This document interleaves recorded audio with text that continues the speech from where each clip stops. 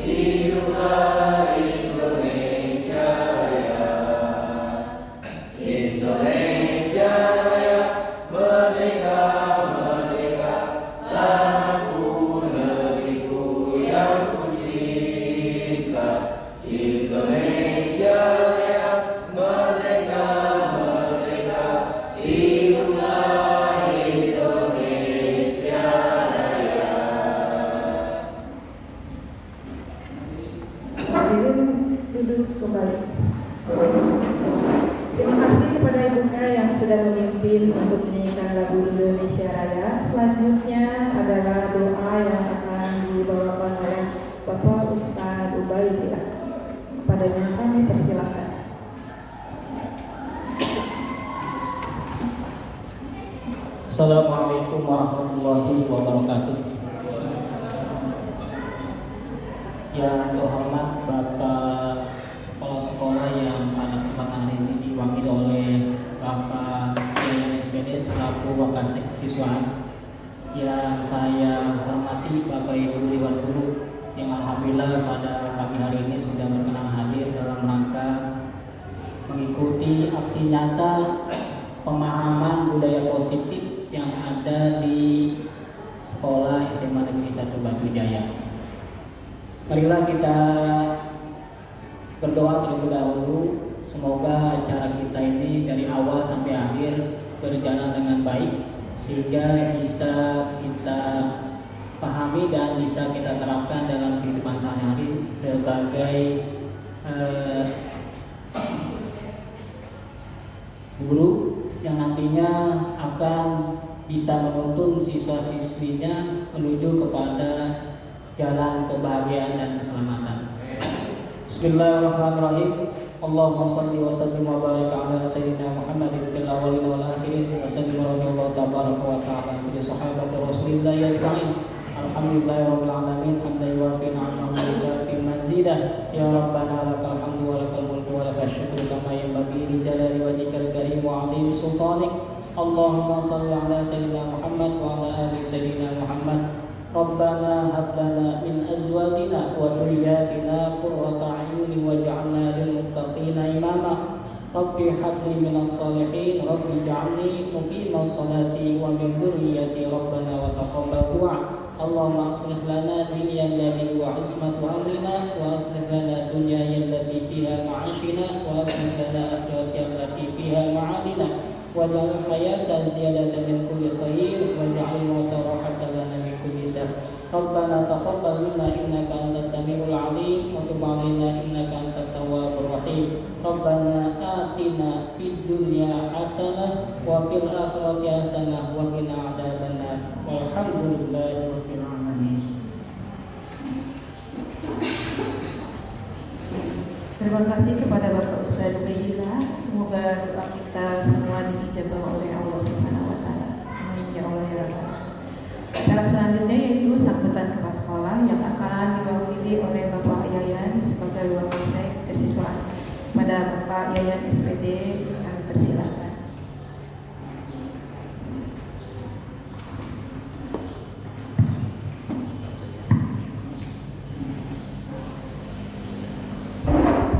Bismillahirrahmanirrahim. Assalamualaikum warahmatullahi wabarakatuh. Puji syukur kita panjatkan kepada Allah Subhanahu wa taala. Alhamdulillah di hari yang berbahagia ini saya mewakili kepala sekolah yang kebetulan hari ini sedang ada tugas di Karawang ya Pak. Dia kemarin izin mengadakan kegiatan di Pemda, kegiatan serentak.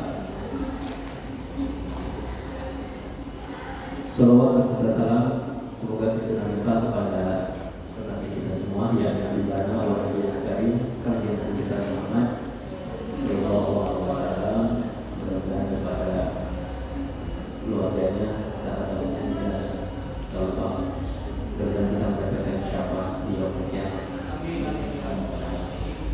Yang saya hormati Kepala SMA Negeri 1 Batu Jaya dan seluruh peserta CGP angkatan 11, Bu Eva, Bu Meden dan Pak Ubay yang alhamdulillah sudah sejauh ini ya Pak Ubay. Mudah-mudahan semua selalu diberikan kesehatan, amin, diberikan kelancaran dan dimudahkan segala urusan. Dan yang saya hormati berarti peserta ya, peserta aksi nyata yang penerapan dan pemahaman budaya positif yang hari ini alhamdulillah berkenan hadir memenuhi undangan dari peserta CGP. Mudah-mudahan Bapak Ibu semua juga selalu diberikan kemudahan dan motivasi dalam melaksanakan kegiatan yang akan disampaikan. Dan pada akhirnya sebetulnya kegiatan CGP ini tidak bisa dihindari oleh, dan semua kayaknya akan merasakan CGP walaupun CGP-nya daerah gitu ya Pak, termasuk ASN dan PNS juga merasakan CGP walaupun tingkatnya itu tingkat daerah. Kalau Powbai kayaknya tingkatnya tingkat nasional, Powbai, kemudian dan UEFA. Dan apa yang sudah didapatkan sama peserta CGP kapasitas ini mudah-mudahan bisa ditransfer pengetahuannya. Dan sekarang diskusi dengan Powbai juga beda. Kalau lagi ngobrol sama saya, Baulan kalau ngobrol teh motivasi di sini. Ya, saya merasa sangat tersemangati. 2 kali ngobrol sama Powbai isinya dari semua. Gitu. Kalau dulu mah isinya keagamaan, kalau sekarang motivasi tentang bagaimana kesiswaan itu bersikap dan bertindak di lapangan. Dan juga saya juga merasakan bahwa sebagai kesiswaan ternyata tindakan persuasif itu jauh lebih mengena daripada tindakan tegas tanpa dasar. Dan hari ini sudah terbuktikan gitu bahwa komunikasi itu ternyata jauh bisa lebih diterima oleh anak-anak ketimbang sikap kita memberikan sanksi tanpa dasar yang jelas. Nah, ternyata anak di usia SMA ini memang tidak semuanya bisa ditakut-takuti, dan itu hanya bisa dilakukan salah satunya dengan komunikasi dan kolaborasi dengan orang tua. Dan ini CGP banget gitu kalau menurut saya. Ya. Makanya bersyukurlah, beruntung gitu kayak Powbai, Bu Nede dan Bu Eva, selain kemampuan akademis juga dibekali dengan kemampuan pemecahan masalah yang kita cerdas pun sebagai seorang guru kalau tidak memiliki kemampuan yang baik dalam mengelola kelas juga tidak tersampaikan dengan baik seperti itu. Tapi insya Allah mudah-mudahan ini sudah ada 3 CGP yang sedang melaksanakan tugas. Mudah-mudahan ini bisa juga transfer pemahamannya kepada kita melalui aksi nyata yang sedang dilaksanakan ini. Mudah-mudahan ya, tanpa mengurangi apapun, saya doa peserta CGP angkatan 11 bisa berjaya, mudah-mudahan diberikan kemudahan, kelancaran, dan selesai mendapatkan hasil yang terbaik sesuai dengan harapan masing-masing. Dan itu saja Bapak Ibu yang bisa saya sampaikan.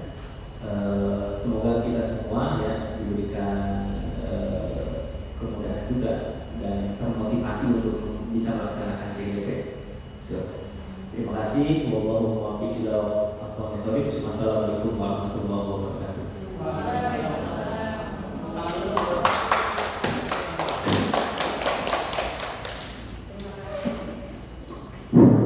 Terima kasih kepada Bapak Yayan yang sudah memberikan sambutannya. Selanjutnya pemaparan materi yang pertama akan dibawakan oleh Bapak Ahmad Ubaidillah SPD. Kepadanya kami persilakan.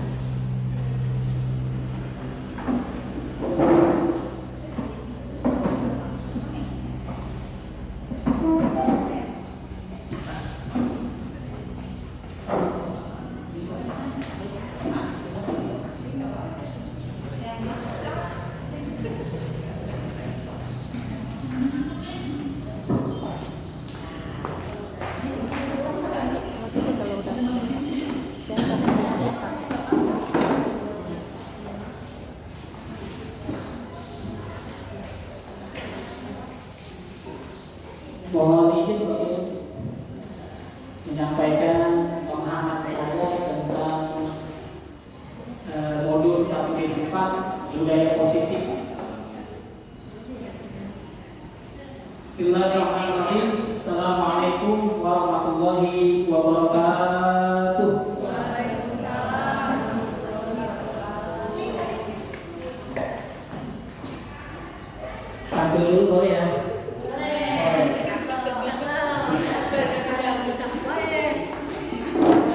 Burung cendrawasih. Burung Burung cendrawasih belum datang. Terima kasih bagi yang datang.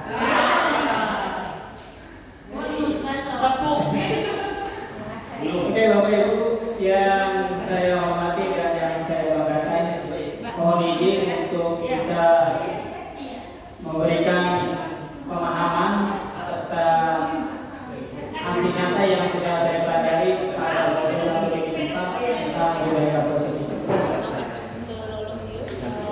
Perkenalkan saya Ahmad Regila, saya CGP Angkatan 4, CGP Angkatan 11, CGP Angkatan 11 2024 dari SMA Negeri 1 Batu. Oke, pada kesempatan kali ini saya akan menerapkan dan diseminasi budaya positif tentang modul 1 di 4. Semangat, ada tadi next. Ada beberapa poin nanti yang akan saya sampaikan. Pertama, tentang perubahan paradigma. Sebelum kita masuk kepada inti pembahasan kita tentang budaya positif itu, kita harus memahami dulu perubahan paradigma belajar. Menurut filosofi ajaran Bapak Ki Hajar Dewantara, yaitu Bapak kita semua, yaitu Bapak Pendidikan, bahwa guru itu diibaratkan seorang petani yang menyemai bibit padi, kemudian menyiapkan lahan, kemudian setelah menyiapkan lahan pastinya harus bisa merawatnya, kemudian menyiramnya, kemudian memupuknya agar padi itu tumbuh secara maksimal. Saya kira Bapak Ibu di rumah ya memiliki ladang lah ya, entah itu padi, atau gandum ataupun jagung dan yang lainnya. Tidak semerta-merta lahan itu kosong atau tandus, pasti ada keinginan yang kita ingin capai ke depannya. Itulah yang diajarkan oleh Bapak Ki Hajar Dewantara. Ibaratnya seorang petani itu punya lahan itu harus diisi, harus ditumbuhi, dan tumbuhan itu juga harus dipelihara, kemudian dipupuk supaya padinya atau tumbuhannya berkembang dengan bagus, maka perlu diperhatikan juga. Kemudian yang keduanya, seorang guru diibaratkan seorang petani jagung yang mengandung maksud seorang guru itu mengusahakan kelas atau sekolah menjadi lingkungan yang menyenangkan, kemudian menjaga, melindungi agar karakter murid itu tumbuh dengan baik sesuai kodratnya. Kita diibaratkan sebagai petani jagung, petani padi, selalu menjaga, merawat, kemudian memberikan fasilitas yang baik, kemudian memotivasi, merangkul, sehingga mereka itu tumbuh berkembang sesuai kodratnya, sesuai dengan kemampuannya, sesuai dengan minat bakatnya, sehingga ketika mereka lulus dari sekolah menjadi orang besar, menjadi orang yang mandiri, tidak bergantung sama orang lain, dan akhirnya menjadi sukses serta selamat dan bahagia juga atas apa yang sudah kita rawat. Lanjut next.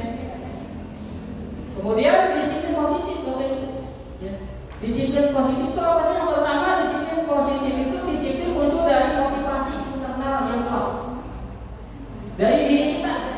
Jadi sebelum orang lain, diri kita dulu harus ya menjadi orang yang disiplin. Disiplin itu bisa diartikan dengan tanggung jawab terhadap diri sendiri.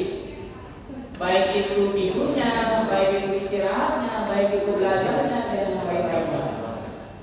Yang kedua, menggali potensi diri menuju sebuah tujuan atau bermakna. Kemudian kita tadi sudah memotivasi diri kita, kemudian yang keduanya kita itu harus menggali apa sih yang ada dalam diri kita, apa sih bakat yang terpendam dalam diri kita, gimana cara memunculkannya. Nah itu setelah kita memahami diri kita, memotivasi kita, saya nih pengen sukses, saya nih punya kemampuan ini, nah itu harus dimunculkan. Kemudian yang ketiganya mengontrol diri, kemudian menguasai diri untuk memilih tindakan sesuai nilai-nilai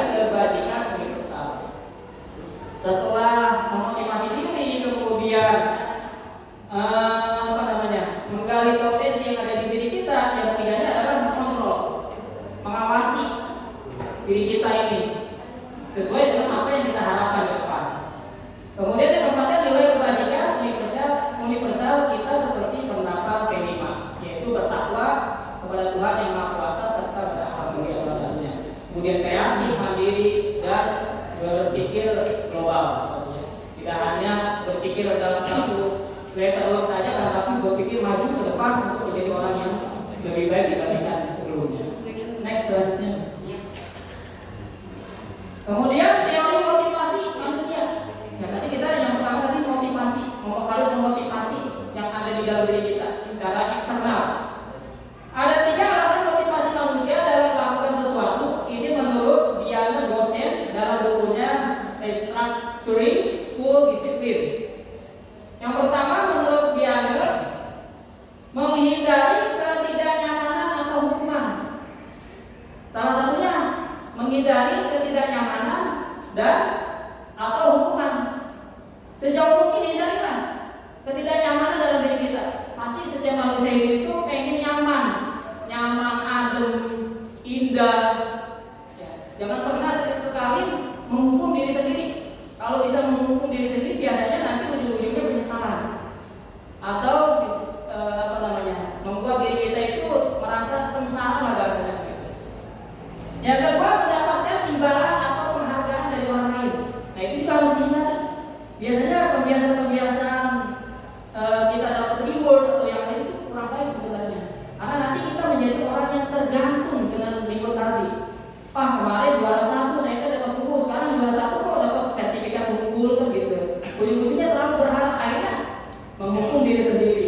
Terlalu berharap.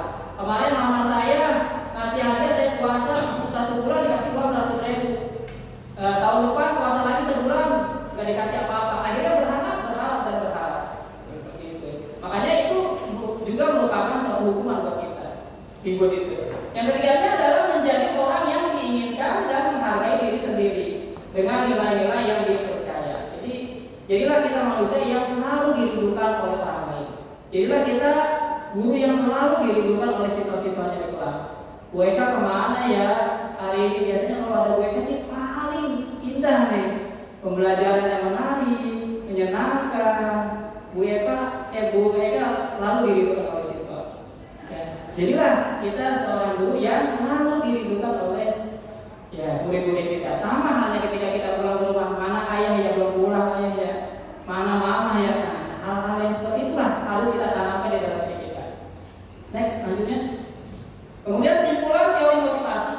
Berdasarkan ketiga alasan tersebut, yang menurut Diana tadi, tindakan kedisiplinan dengan melakukan hukuman atau memberi imbalan bisa disebut motivasi eksternal.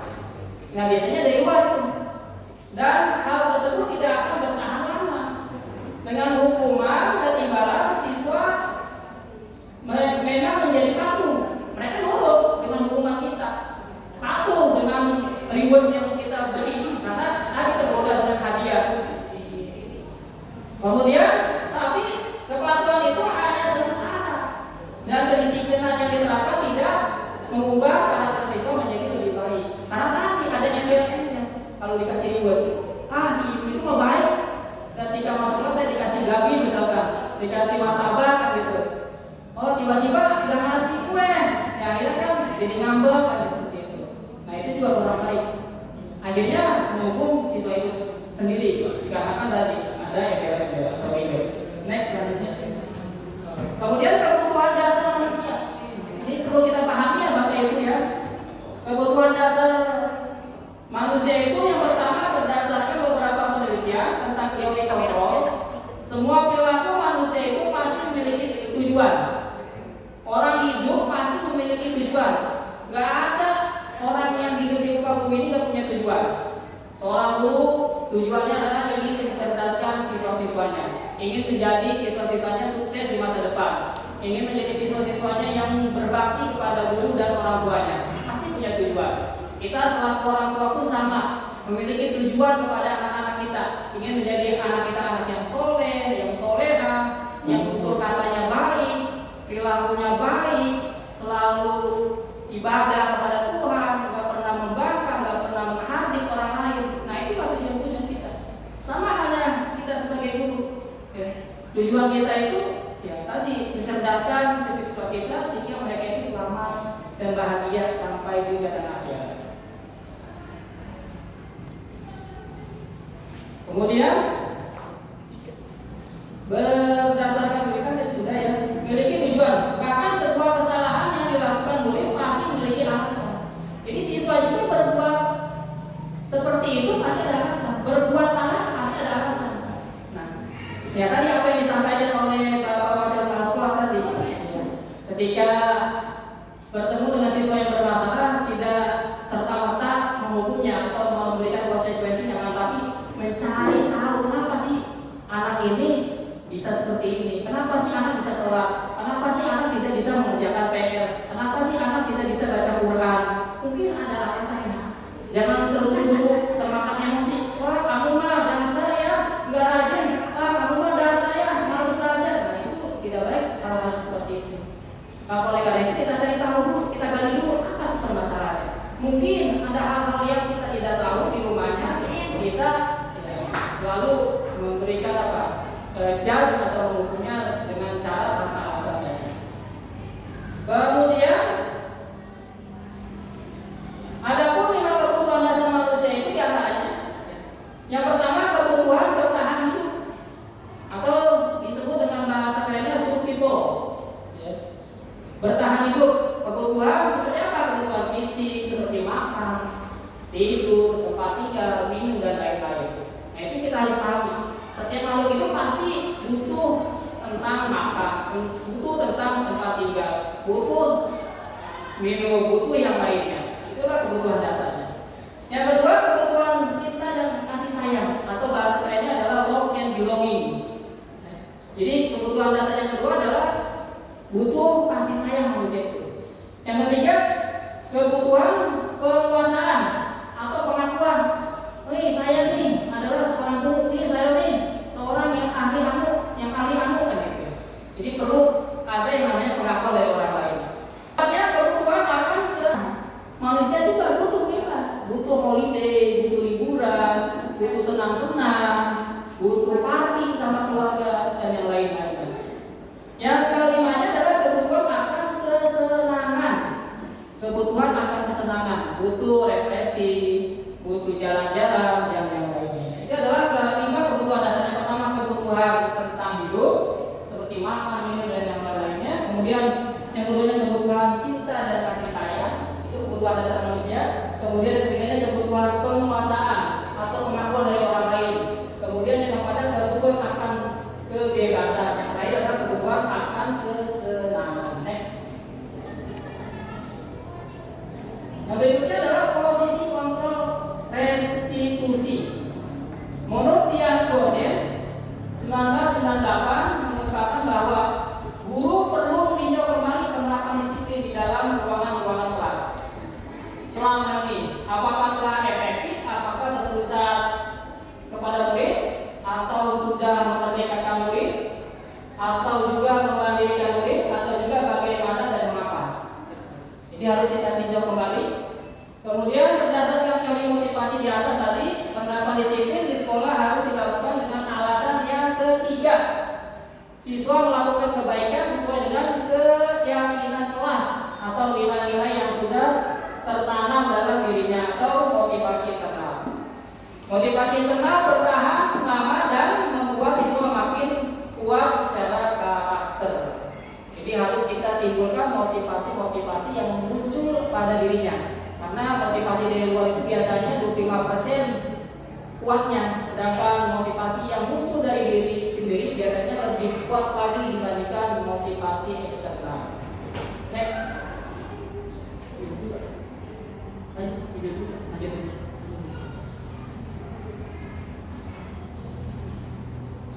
Nah, ini posisi kontrol restitusi. Kemudian posisi kontrol restitusi melalui rangkaian riset dan berdasarkan pada teori kontrol, Dr. William Gosen berkesimpulan ada 5 posisi kontrol yang diterapkan seorang guru, orang tua atau atasan dalam melakukan kontrol. 5 posisi kontrol itu diantaranya yaitu yang pertama, guru sebagai penghukum. Guru bisa dikategorikan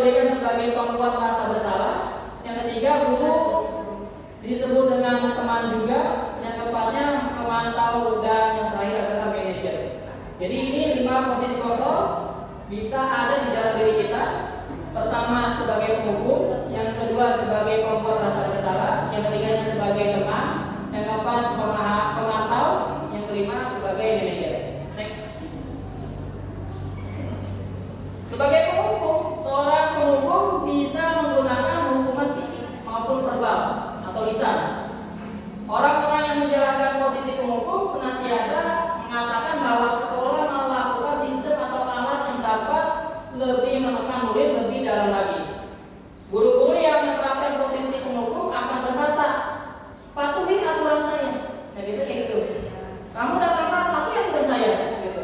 Atau awas ya, kamu telat lagi, bakal bapak hukum. Nah, biasanya itu sebagai penghukum, seperti itu. Atau kamu selalu saja salah. Nah, kamu selalu saja salah melakukan PR yang bapak atau ibu berikan. Nah, ketika kita ngomong seperti itu kita sebagai guru, sebagai penghukum posisinya. Atau pasti selalu yang terakhir selesai. Setiap ulangan pasti lagi kamu. Nah, seperti itu. Guru seperti ini senantiasa percaya hanya ada satu cara agar pembelajaran bisa berhasil, yaitu dengan cara diam. Diam A ya A, nggak boleh diubah. Kata guru itu harus B ya B, nggak boleh ditolak. Mau baik, mau indah, mau jelek ya harus diterima. Karena menurut guru tadi, makanya itu disebut dengan guru sebagai penghukum. Kemudian next lanjut.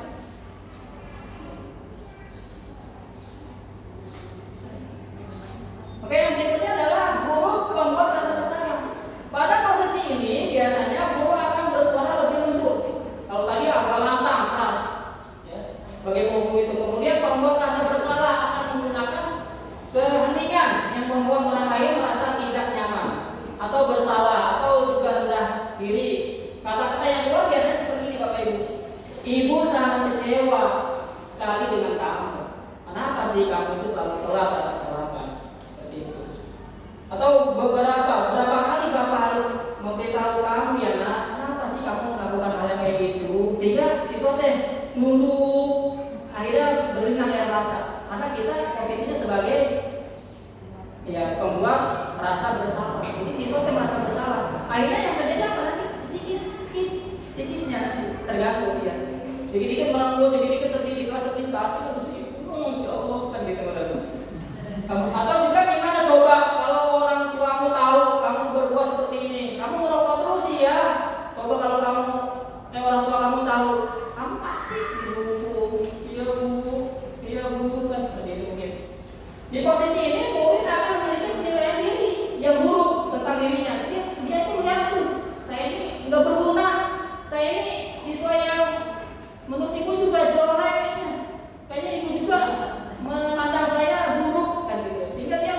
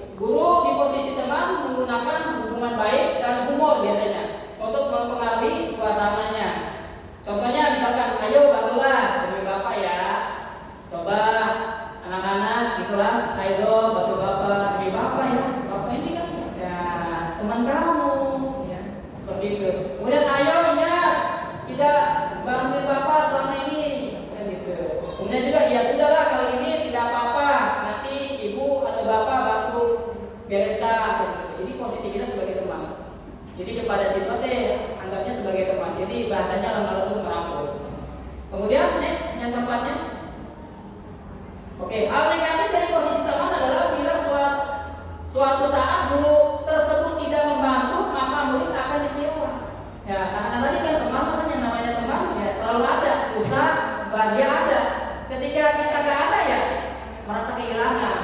Kemarin udah saya bantu kok, sekarang nggak dibantu lagi sih, akhirnya dia kecewa. Gitu. Kalau kita nanti posisi guru sebagai imam,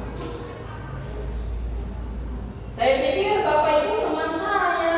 Nah ini kekecewaan, murid merasa dikecewakan, tidak mau lagi berusaha. Hal ini yang mungkin timbul adalah murid hanya akan berpihak untuk guru tertentu dan tidak untuk guru yang lain.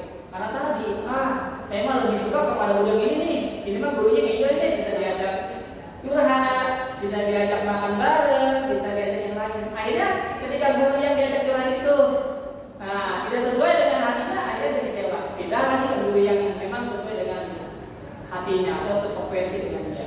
Itulah posisi kontrol guru sebagai imam. Next selanjutnya. Yang terakhir adalah guru yang keempat ya, sebagai pemantau. Memantau berarti mengawasi. Pada saat kita mengawasi, kita bertanggung jawab atas perilaku orang-orang yang kita awasi. Posisi pemantau berdasarkan pada peraturan-peraturan dan konsekuensi dengan menggunakan sanksi atau konsekuensi. Kita dapat memisahkan hubungan pribadi dengan murid sebagai seseorang yang menjalankan posisi pemantau. Jadi memperhatikan, siswa ini mah kayak gini ya, posisi siswa ini mah seperti ini, ini mah baik. Hanya sebagai melihat saja, mengawasi saja, tapi tidak merangkulnya. Ada yang seperti itu. Kemudian next selanjutnya, pertanyaan yang diajukan seorang pemantau biasanya peraturannya apa ya? Hanya sekedar nanya saja, tapi tidak merangkulnya untuk melakukan hal-hal yang positif. Apa yang telah kamu lakukan? Sanksi atau konsekuensi apa ya? Hanya seperti itu aja, tapi nggak ada tindak lanjut. Hanya sebatas ngomong saja. Next selanjutnya. Nah yang terakhir adalah posisi guru sebagai manajer. Posisi terakhir posisi guru sebagai manajer adalah posisi di mana guru berbuat sesuatu bersama dengan murid. Jadi kita ketika melihat siswa kita bersalah, kita rangkul mereka. Kemudian mempersilahkan murid mempertanggungjawabkan perilakunya, mendukung murid agar dapat menemukan solusi atau permasalahannya. Bila kita menginginkan murid menjadi manusia yang merdeka, mandiri dan bertanggung jawab, maka kita perlu mengacu kepada institusi yang dapat menjadikan murid seorang manajer bagi dirinya sendiri. Murid diajak untuk menganalisis kebutuhan dirinya maupun kebutuhan orang lain. Di sini penekanannya bukan pada kemampuan membuat konsekuensi, namun dapat berkolaborasi dengan murid bagaimana memperbaiki kesalahan yang ada. Jadi posisi manajer itu ketika siswa salah, kita merangkul apa sih kamu melakukan hal yang kayak gitu, ada apa ya mungkin tadi 5 kebutuhan dasar. Apakah di rumahnya belum makan, apakah kurang kasih sayang. Oke, next selanjutnya. Nah biasanya guru sebagai manajer itu apa yang kita yakini, kembali ke keyakinan kelas. Apakah kamu meyakininya? Nah ini contohnya seperti ini. Atau jika kamu meyakininya, apakah kamu bersedia memperbaikinya? Jadi bersama-sama guru sama murid mencari tahu apa permasalahan. Kenapa sih kamu bisa seperti ini? Alasannya apa? Memang manusia itu ya suka berbuat salah, tapi alangkah baiknya yuk kita perbaiki. Kamu berjanji kira-kira apa yang harus kamu perbaiki gitu ke depannya, sehingga kita melakukan hal-hal yang seperti itu lagi. Nah itu adalah posisi guru sebagai manajer. Jadi merangkul siswa dengan cara menggali permasalahan-permasalahan yang ia hadapi, sehingga dia itu terbebas daripada beban yang dialaminya selama hidupnya. Next selanjutnya. Ini video. Nah, Bapak Ibu silakan dilihat videonya. Ini tentang posisi kontrol.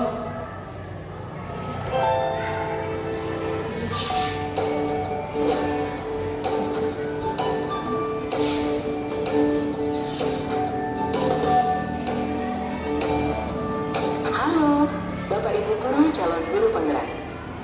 Video ini akan menampilkan 5 adegan interaksi guru dan murid. Silakan menonton dan merefleksikannya.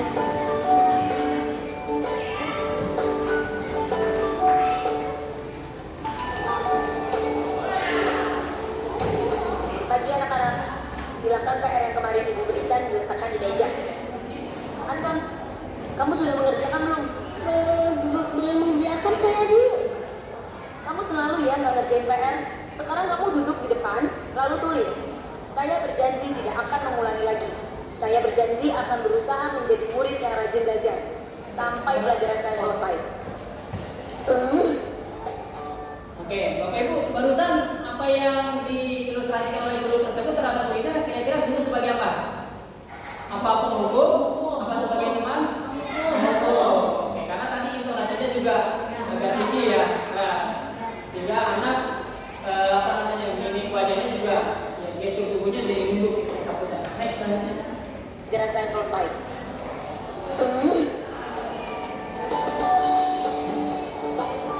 Pagi anak-anak, hari ini ada tugas ya. Ada yang belum mengerjakan? Anton, kamu sudah mengerjakan? Belum, Pak. Kamu nggak ngerjain tugas ya? Kamu mau jadi apa nanti? Kamu lihat sekolah ya sih? Coba bayangkan orang tuamu betapa kecewanya sama kamu. Kamu itu sudah kelas 5. Harusnya bertanggung jawab sama dirimu sendiri. Oke, posisi. Nah, adegan yang kedua, kira-kira posisi guru sebagai merasa bersalah karena selalu menyalahi, sehingga dia bersedih, kecewa dengan apa yang disampaikan gurunya tadi, sehingga dia nggak bergairah lagi datang ke sekolah untuk belajar dengan pelajaran yang tadinya semangat. Dari rumah berangkat ke sekolah dengan wajah yang berbinar-binar untuk bisa bertemu dengan kita ataupun mempelajari pelajaran kita, akhirnya dikarenakan kita tegur dengan cara merasa bersalah, hatinya menjadi galau, menjadi dulu lantar, kecewa dengan gurunya. Next lagi. Sendiri. Maaf, Bu, saya terlambat. Ya udah, nanti jangan diulangi lagi ya. Kalau kamu rajin, Ibu senang lihatnya. Ya, lain kali tepat waktu ya masuknya. Tos dulu dong. Kita kan teman. Wah, jadi kalau aku terlambat lagi, gak apa-apa ya. Oke, yang ketiga adegannya, kira-kira dulu posisi sebagai teman. Oke, tadi biasanya sebagai teman itu biasanya kitanya nanti ujung-ujungnya tidak dihargai juga sama murid tersebut. Karena sebagai teman, NS sama ibu itu mah besoknya nggak masuk kelas juga nggak apa-apa. Nah, itu juga kurang baik juga kita sebagai teman. Next selanjutnya. Kamu kok nggak pakai baju olahraga? Bapak catat, kamu sudah 3 kali loh nggak ikut olahraga bulan ini. Iya, Pak.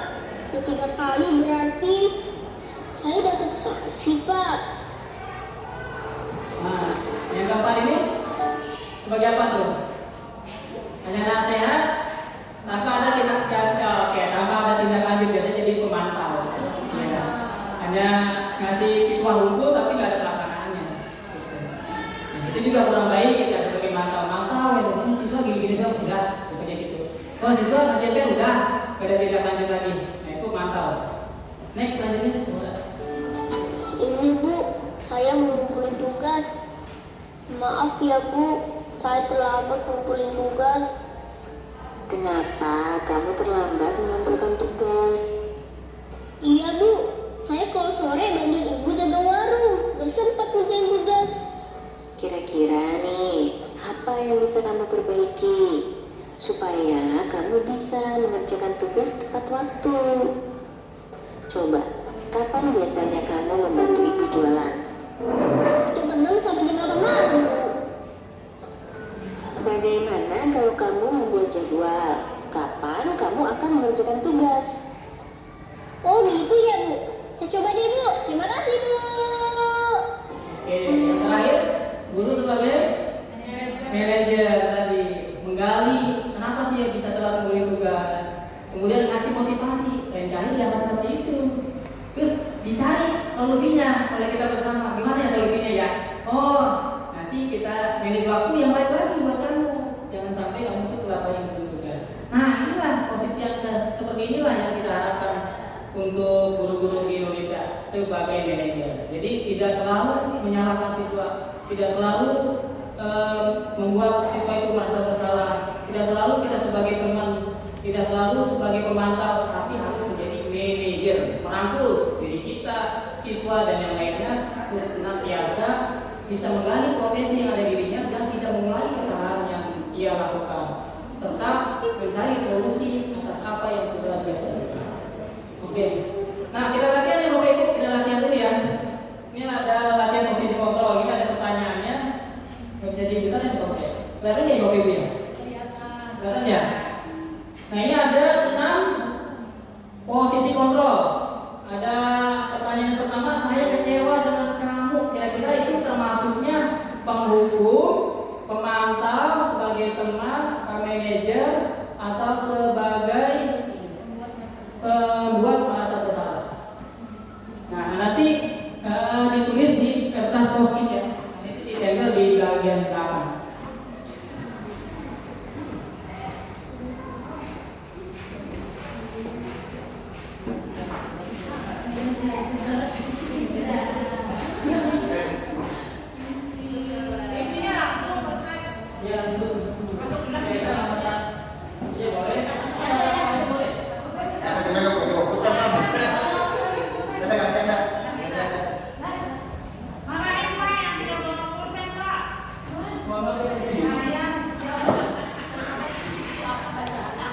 Nomor 1, ya Bapak Ibu, nomor 1, pertanyaannya saya kecewa dengan kamu. Kira-kira sebagai penghukum kah, sebagai pemantau kah, sebagai guru merasa bersalah kah, atau sebagai teman, apakah sebagai manajer? Nomor 1, saya kecewa dengan kamu. Ini saya banget, barusan saya mau WA sudah tulisan gitu. Oh gitu. Ibu kesel sama kamu, apa penghukum ya Pak tadi ya? Ya, nomor 1 sebagai penghukum, yang kedua merasa bersalah, dulu posisi sebagai merasa bersalah, sebagai teman, sebagai pengontrol, yang terakhir sebagai manajer. Nomor 1 pertanyaannya, saya kecewa dengan kamu. Kira-kira sebagai penghukum kah, sebagai teman kah, sebagai merasa bersalah kah, sebagai pengontrol kah, atau sebagai manajer? Saya kecewa sama kamu. Nomor 2, nomor 2 pertanyaannya, kamu tidak benar dalam melakukannya.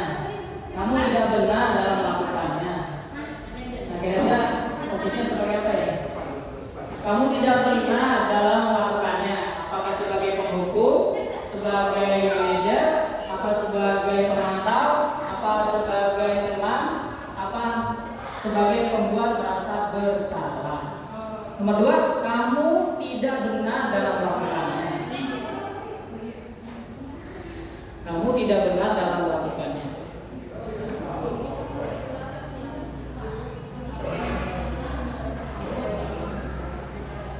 Biar ibu saya kasih nama ya Pak.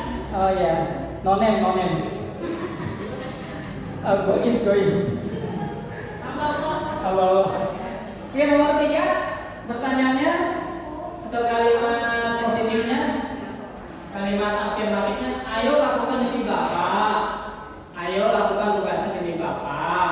Kasih dua ya. Ayo lakukan demi Bapak. Ayo lakukan demi Bapak. Kira-kira sebagai teman kah, sebagai penghukum kah, sebagai merasa bersalah kah, atau sebagai pemantau, apa sebagai manajer? Ininya dua Pak. Ayo lakukan demi Bapak. Kalau yang keempat apa tadi Pak? Nomor 4, apakah kamu mendapatkan stiker bintang hari ini? Posisi kontrolnya Ya. Nomor 4, apakah kamu mendapatkan stiker bintang hari ini? Nah, jadi siswa dia dikasih stiker, mungkin udah melakukan apa gitu kebaikan, sehingga dia dikasih stiker. Nomor 5, bagaimana kamu bisa menyelesaikan masalah ini? Bagaimana kamu bisa menyelesaikan masalah ini? Nomor 5, bagaimana kamu bisa menyelesaikan masalah ini? Apa sebagai penghukum kah? Apa sebagai merasa bersalah kah? Apakah posisi guru sebagai pemantau kah? Apakah posisi guru sebagai pemantau atau posisi guru sebagai manajer? Nomor 6, kamu yang paling terakhir datang ke sekolah. Kamu yang paling terakhir datang ke sekolah. Tadi 6.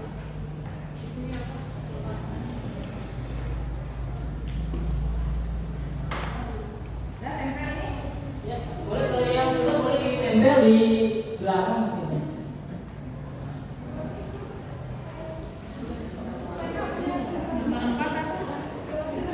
ulangi Pak. Nomor 4 ya, boleh nomor 4. Apakah kamu mendapatkan stiker bintang hari ini? Nomor 4, apakah kamu mendapatkan stiker bintang hari ini? Tentunya pengennya sebagai peserta. Ya, ada pemantau, ada merasa bersalah, guru posisi sebagai merasa bersalah, guru sebagai penghukum, guru sebagai pemantau, sebagai teman, apakah sebagai manajer?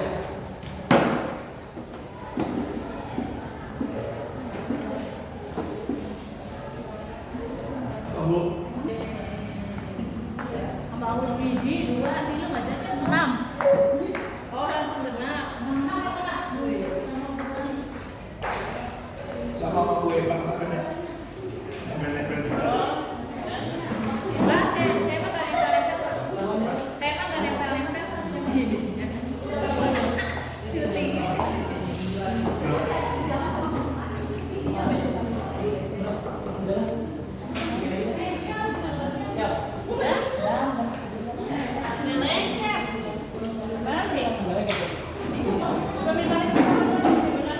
Dilipat kecil. Dilipat. Ini yang seharusnya ini terbalik.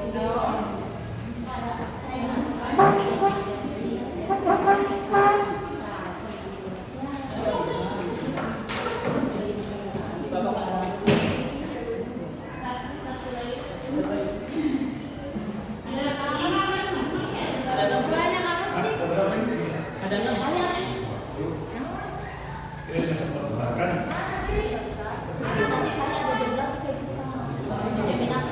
Jadi ini kita akan latihan tentang posisi kontrol kita sebagai guru. Jadi dalam posisi kontrol guru itu bisa diposisikan sebagai penghukum. Yang kedua sebagai orang yang memberikan merasa bersalah kepada orang lain, kepada siswa. Yang ketiganya sebagai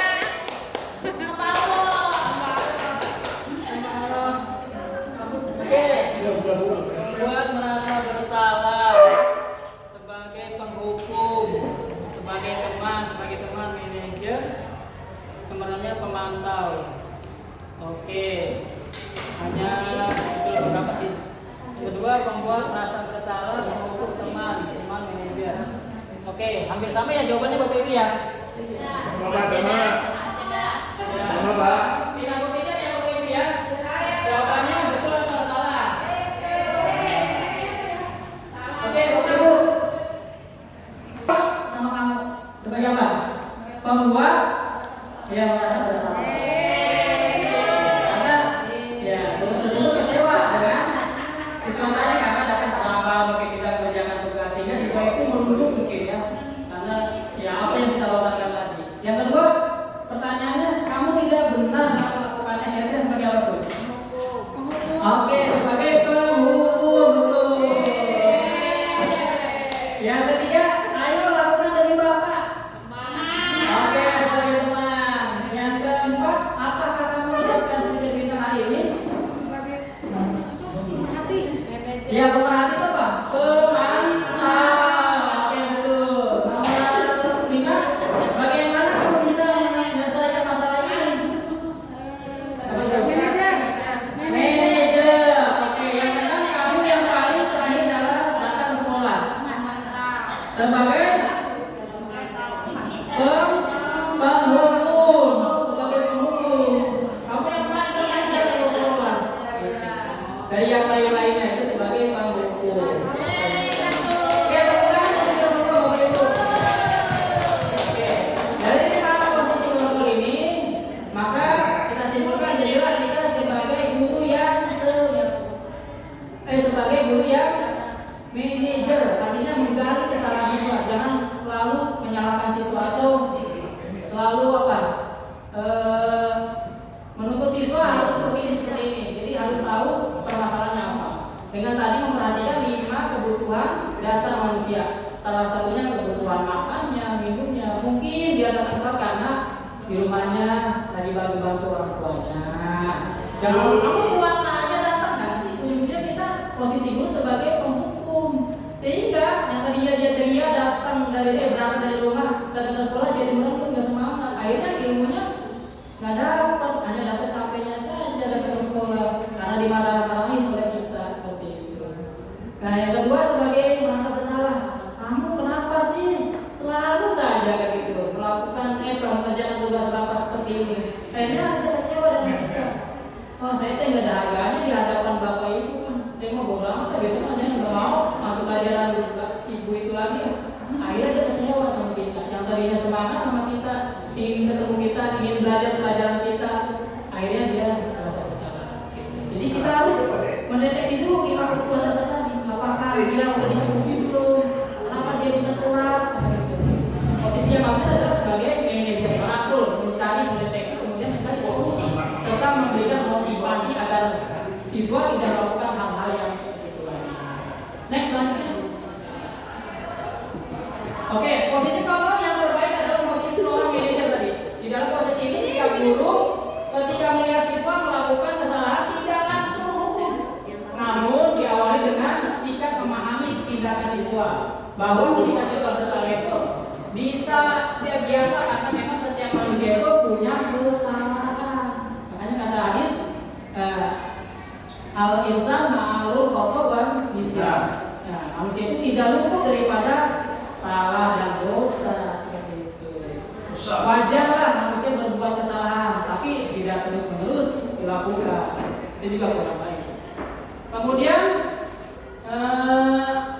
tidak luput dari kesalahan, kemudian guru mencoba memahami alasan atau kebutuhan dasar. Jadi harus memahami dulu kebutuhan dasar. Kenapa sih siswa datangnya doang?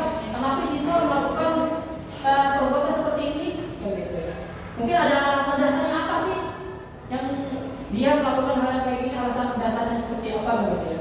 Kemudian selanjutnya siswa diingatkan tentang keyakinan kelas dan dipancing dengan pertanyaan tentang bagaimana seharusnya sikap mereka menurut keyakinan kelas dan jawabannya yang datang dari siswa itu sendiri. Kemudian baru ditanyakan solusi terbaik menurut siswa yang berdasarkan keyakinan kelas. Saat melakukan restitusi, seorang manajer tentu tidak bersikap emosional tadi, nggak buru-buru terpancing. Gara-gara dia telat, kita terpancing emosi. Gara-gara dia melakukan kesalahan, kita langsung emosi. Atau bisa juga memain fisik atau lagi bahasanya verbal tadi. Next selanjutnya.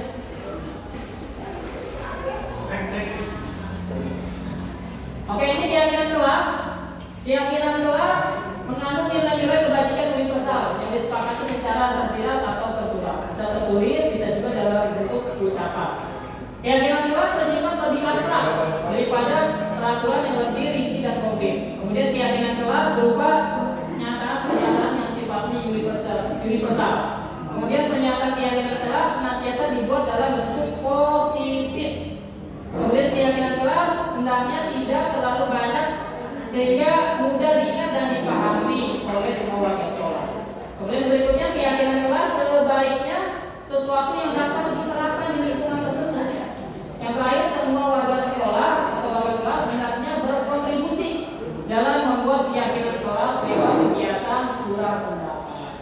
Jadi tidak hanya diputuskan oleh guru itu sendiri, akan tapi dilibatkan siswa, warga sekolah, guru, wali kelas, kemudian kepala sekolah, kemudian wali murid, serta anak yang atau orang tua yang menitipkan anaknya ke sekolah. Jadi tidak hanya dibuat oleh diri kita sendiri, tapi melibatkan seluruh warga sekolah, kepala sekolah, guru-guru, kemudian penjaga kantin dan lain-lainnya.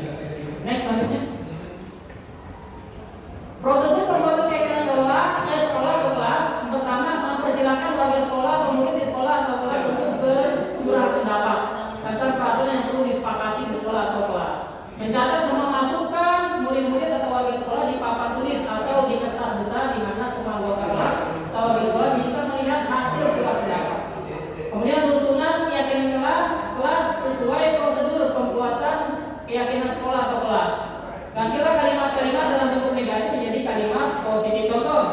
Jangan berlari di kelas atau koridor. Itu kan kalimat negatif dengan menggunakan kata jangan. Jangan berlari di kelas atau koridor. Maka kalimat positifnya adalah berjalanlah dengan baik di kelas atau koridor. Nah, ini adalah keyakinan kelas. Nanti kita ubah menjadi keyakinan kelas. Kemudian tidak kembali daftar surat pendapat yang sudah dicatat. Kemudian selanjutnya ajak keluarga sekolah atau murid untuk menemukan nilai kebajikan atau keyakinan yang dituju dari peraturan tersebut.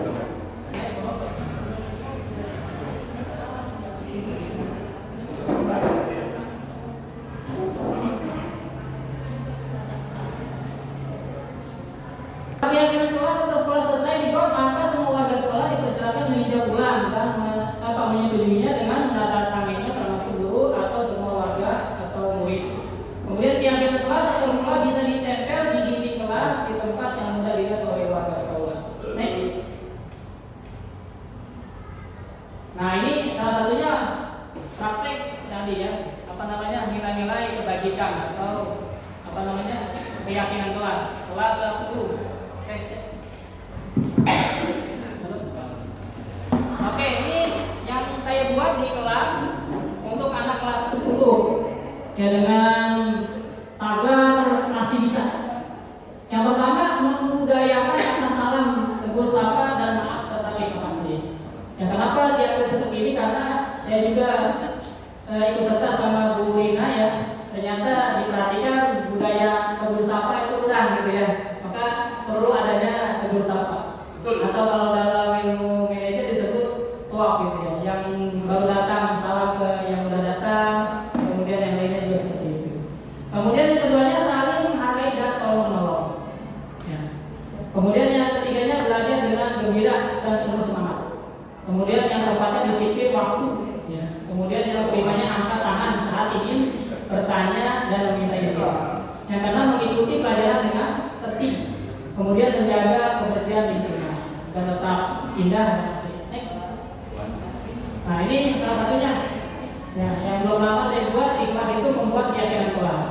Jadi saya rapat, kumpulkan ke kelompok siswa, kemudian curahkan pendapat. Apa sih peraturan-peraturan yang mau diterapkan di kelas ini? Ya, dengan tadi bahasa-bahasa yang negatif tadi, jangan membuang sampah sembarangan, jangan masuk kelas terlambat, jangan berisik. Nah, nanti kalimat-kalimat negatif itu diubah ke kalimat positif seperti itu. Kemudian nanti setelah jadi, kemudian mereka tempel, kemudian ditinjau kembali kira-kira sudah pantas belum untuk kelas kita nih. Kelas kita disiplin, tanggung jawab, gotong royong, tegur sapa, dan yang lain-lain. Next selanjutnya. Nah, ini yang terakhir segitiga restitusi. Ya, ada segitiga restitusi. Yang pertama menstabilkan identitas. Yang kedua validasi tindakan yang salah. Yang ketiganya menanyakan keyakinan. Next. Nah, ini yang pernah beberapa minggu yang lalu saya terapkan terhadap segitiga restitusi. Pertama tentang kasus bolos pada saat guru rapat. Jadi guru ada rapat, kemudian siswa ditinggal oleh gurunya masing-masing karena ada rapat, sehingga banyak siswa yang berkeliaran bahkan loncat pagar dan bolos dari sekolah. Nah, kemudian saya menggali dengan 3 restitusi tadi, yaitu dengan cara tadi mengidentifikasi menstabilkan identitas. Kenapa sih bisa kayak gitu ya? Jadi tidak semata-mata tadi guru itu sebagai penghukum, kamu yang bolos ya, itu nggak baik. Nanti dia akhirnya nggak mau ke sekolah. Kemudian yang kasus kedua mencontek pada saat ulangan. Mungkin kita lagi ke belakang sehingga siswa dengan diam-diam melakukan hal-hal yang tidak ingin, yaitu mencontek. Next selanjutnya. Oke, hanya itu saja dari saya. Kurang lebihnya mohon maaf. Saya akhiri. Gua tomat, gua putih. Amat euy. Assalamualaikum warahmatullahi wabarakatuh.